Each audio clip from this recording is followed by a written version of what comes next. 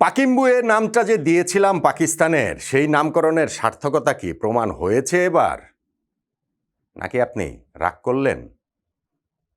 পাকিস্তান যে বাংলাদেশের জন্য এখন কোনো প্রতিপক্ষই না, জিম্বাবুয়ের মতো সহজ প্রতিপক্ষ। টেস্ট সিরিজ শুরু হওয়ার আগে এটা বলেছিলাম। টেস্ট সিরিজের প্রতিটা দিন যে গিয়েছে 10টা দিন ধরেই সেই একই কথাই বলে আসছি, এবং শেষ পর্যন্ত সেটাই তো প্রমাণ হয়েছে, হয়নি? প্রমাণ হওয়াতে কি আপনি রাগ করলেন?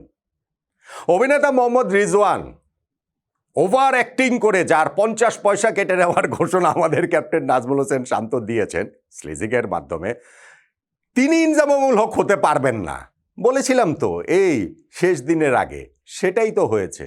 রাগ করলেন? বাংলাদেশের ক্যাপ্টেন নাজমুল হোসেন শান্ত নিজেদের গ্যাংস্টার হিসেবে ঘোষণা দিয়েছিলেন। বিশ্ব ক্রিকেটে, টেস্ট ক্রিকেটে বাংলাদেশ এখনো গ্যাংস্টার হতে পারেনি। হ্যাঁ, আমরা পাকিস্তানকে হারিয়ে টেস্ট সিরিজ জিতে ভারতেরও উপরে উঠে গিয়েছি। ওয়ার্ল্ড টেস্ট চ্যাম্পিয়নশিপ র্যাঙ্কিংয়ে এখন আমরা 5 নম্বরে রয়েছি, কিন্তু আমরা ওয়ার্ল্ড টেস্টে গ্যাংস্টার না। তবে পাকিম্বুয়ের জন্য বাংলাদেশ গ্যাংস্টার, সেইটার প্রমাণ আমরা একের পর এক দিয়েই চলেছি। রাগ করলেন? আমি অবশ্য বাংলাদেশের ক্রিকেটের আজকের এই হিরণময় দিনটাতে, যেই দিনটায় পাকিস্তানের বিপক্ষে 2-0 ব্যবধানে সিরিজ জয় নিশ্চিত হলো, পাকিস্তানকে আমরা 358 রানে সেকেন্ড ইনিংসে অল আউট করে দিয়ে 78 রানে ম্যাচ জিতে ফেললাম, এরকম একটা দিনেও যদি বাংলাদেশ দল আমাকে প্রশ্ন করে রাগ করলা, আমি বলবো রাগ করেছি। বাংলাদেশ টিমের উপরে আমি আজকের দিনটাতে সিরিয়াস একটা কারণে রাগ করেছি। এই দিনটার মোমেন্ট অফ দ্য ডে কোনটা, সেই আলোচনার মধ্যে আমার রাগের কারণটাও আপনারা আসলে খুঁজে পাবেন। দেখেন, পাকিস্তানকে বলেছি জিম্বাবুয়ের মতো, বাংলাদেশ ক্রিকেটের জন্য জিম্বাবুয়ে যা, পাকিস্তানও তা। আমার হিসাবটা ছিল এই সিরিজ শুরুর আগে সিম্পল।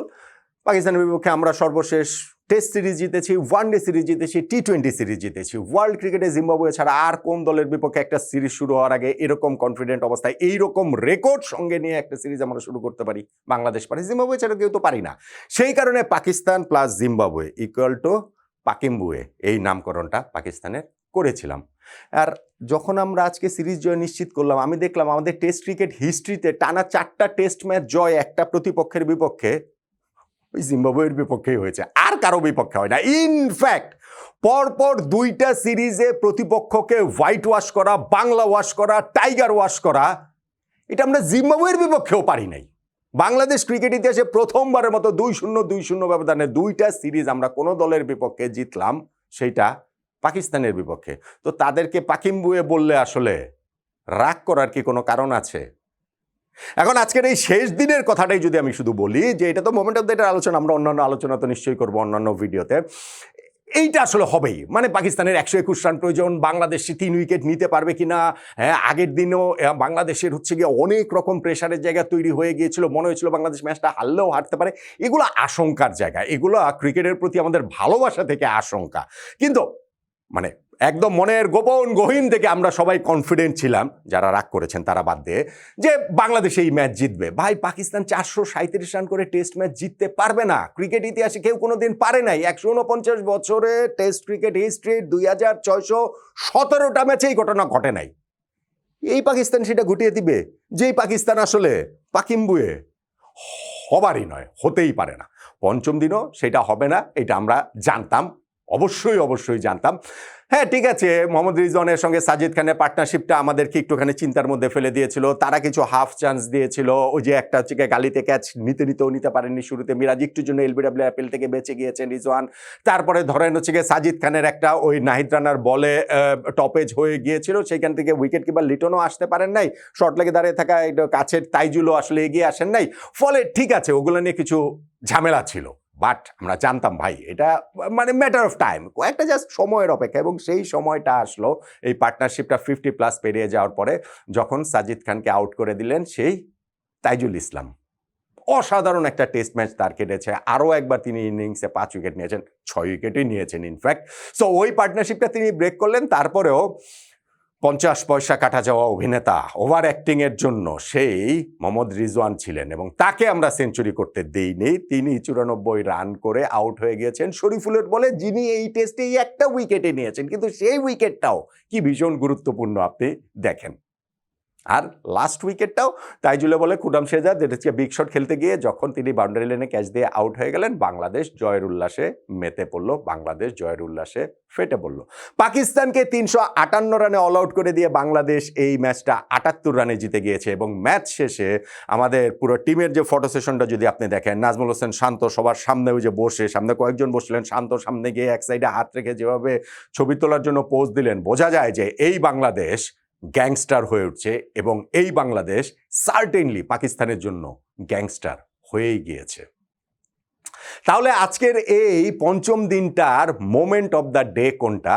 আর আমি যে বলছিলাম যে তারপরেও বাংলাদেশের উপরে আমার একটা রাগ আছে, আমি তাদের উপরে রাগ করেছি। আমাকে যদি প্রশ্ন করে রাগ করলা, আমি বলবো যে হ্যাঁ আমি রাগ করেছি। সেইটা আসলে কোন জায়গাটাতে?